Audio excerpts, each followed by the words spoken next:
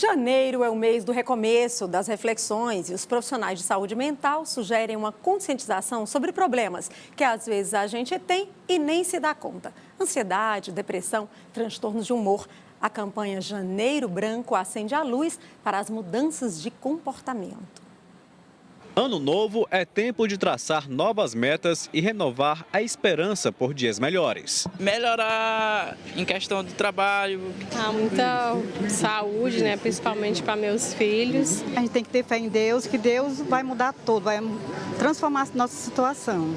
Mas nem tudo é positividade, pois no dia a dia sempre acontece algo que perturba, entristece ou causa frustração. Violência, corrupção, deixa triste. Não só eu, mas como a sociedade como um todo.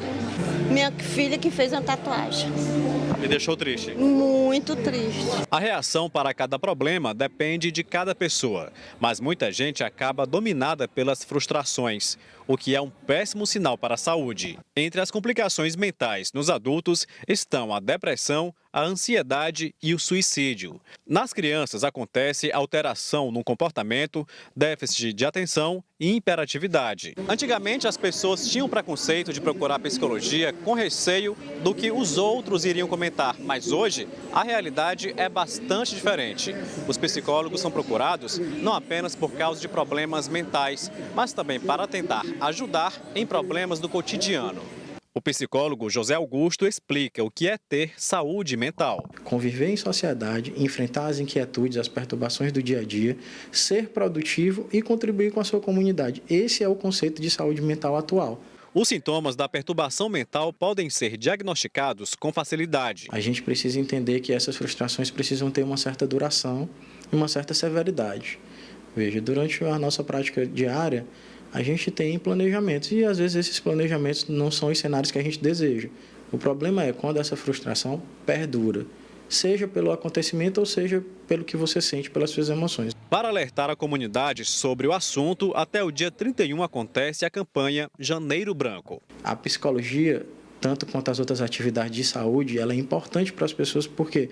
Porque ensina as pessoas a conviver melhor, a ter um equilíbrio e a ter um bem-estar. Olha isso, equilíbrio e bem-estar. Transtorno de humor, transtornos alimentares, comportamentos compulsivos e obsessivos, transtorno do sono, ansiedade, bipolaridade, esquizofrenia, depressão. São muitas as situações e situações graves que às vezes até levam ao suicídio. As doenças mentais são o grande mal do mundo moderno e afetam até as crianças, como a gente viu aí na reportagem do Marcelo. Como identificar? Onde? Quando procurar ajuda? Esse é o assunto da nossa entrevista com o médico psiquiatra Leonel Veloso Saraiva. Você também pode participar mandando uma mensagem para a gente pelo 999040322. Bom dia, doutor Leonel. Bom dia, Indira. Esses transtornos, essas mudanças de comportamento, elas são facilmente identificadas? A gente percebe que não está com a saúde mental em bom estado? Bom, Indira, isso às vezes é muito subjetivo. Então, é interessante o tema que vocês trouxeram, porque justamente um dos temas que a gente trabalha esse Janeiro Branco, que está sendo promovido por uma equipe de psicologia, é justamente observar a subjetividade humana. Então, para alguns indivíduos pode ser mais fácil, para outros um pouco mais difícil. Então, o que eu queria destacar de uma forma mais clara é a mudança de comportamento. Então, às vezes, um indivíduo que, por exemplo, está trabalhando, leva a sua rotina normal, faz atividade física, ele interrompe aquele comportamento, aquela questão que para ele era usual, e os familiares, esposa, filhos, começam a perceber um comportamento um pouco diferenciado. Então, às vezes, isso é o primeiro sinal. Perda do prazer, a perda da questão da facilidade para ver os hábitos cotidianos, para lidar com as pessoas. Tá? Então, assim, isso é sempre o início. Às vezes existem pessoas que naturalmente são um pouco mais reservadas, que são mais difíceis de perceber. Então, por isso que só alguém mais próximo, como uma esposa, algum familiar, pai, mãe, filho, conseguem perceber. Onde procurar ajuda? Como procurar ajuda? Então, a iniciativa para buscar ajuda, eu sempre aconselho a quem você tem alguma proximidade. Então, assim, primeiramente, um familiar, um cônjuge, por exemplo, para em um segundo momento, aí sim você procurar alguma ajuda especializada caso você perceba que existe algum tipo de alteração. Onde que você pode procurar? Você pode procurar em algum centro de saúde, por exemplo, como centro de atenção psicossocial, por exemplo, você pode procurar um serviço especializado, certo? Como, por exemplo, um serviço de psicologia, algum psiquiatra, para justamente observar se aquilo que aquela mudança de comportamento habitual que antes você não tinha e que agora você está tendo, isso pode ser sinal de algum sinal de doença ou algum sinal de distúrbio psíquico. E esses problemas estão chegando cada vez mais cedo, né? Adolescentes que não conseguem se inserir no grupo, e agora a gente está vendo também depressão infantil, que a gente não imaginava isso há alguns tempos, alguns anos atrás. O que os pais devem fazer para ajudar uma criança e como eles podem perceber que algo não vai bem com aquela criança? Isso. É interessante o questionamento, porque a gente percebe que hoje as coisas elas estão ciclando muito rápido. Então, assim, hoje as crianças, por exemplo, elas têm acesso a muitas coisas que antes não havia.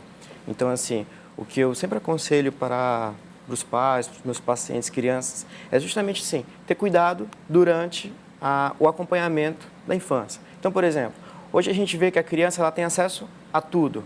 A gente pode se perguntar, será se ela precisa de tudo? Tanta informação. Será se ela precisa de tanta coisa? Será se ela precisa estar diante de tantos tablets, de tantos brinquedos, de tantos recursos? Que o que vai acontecer? Quando ela ficar adolescente, quando ela ficar adulta, ela vai apenas substituir todos aqueles itens que ela preenche ali por outras coisas maiores. E aí isso vai criando uma sociedade extremamente frustrada, que eu quero mais, eu quero mais, eu quero mais, só que chega um ponto que, será se a gente consegue fornecer isso que essas pessoas querem? Então, a dica é que os pais estejam cada vez mais perto, acompanhem cada vez mais de perto, sejam cada vez mais amigos, mais companheiros, brinquem mais também com as crianças. Sempre mais observadores, que é sempre a dica que a gente dá, sempre coisa antiga, não é isso? Então, Leonel, nós estamos vendo no Brasil e no mundo inteiro, né, mas particularmente aqui no Brasil, uma geração de dependentes químicos, não só de drogas ilícitas, mas também de remédios para dormir, remédios para ansiedade. Que prejuízos isso pode trazer para o futuro? Então, é importante você falar disso porque hoje as pessoas parece que querem ingerir mais medicamentos porque, de fato, se sentem mais angustiadas. Então, assim, é mais normal, como você falou, assim, é mais cotidiano hoje você procurar, porque eu preciso de um medicamento. Aí eu questiono, será se é necessário? Algumas vezes, sim, tá? Então, é importante a gente pensar sobre isso porque, a longo prazo, você ingerir medicamentos, quando não bem indicados, isso pode aumentar a chance de você vir a ter alguma síndrome demencial no futuro, aumenta a predisposição de chances de você ter alterações precoces de memória, amnésias lacunares, tá? Distúrbios de atenção, fatos esses que poderiam ser substituídos se ao invés do medicamento ou ao invés desse tipo de recurso, você procurar, por exemplo, um bem-estar pessoal, por exemplo, uma atividade física, certo? Um maior convívio familiar, busca de um trabalho em que te dê prazer, um trabalho social. Exatamente. A gente agradece, então, a participação do senhor, muito esclarecedora das suas informações. Eu que agradeço, Indira. Muito obrigado. Obrigada, então. Bom dia, doutor Leonel Veloso. Bom dia.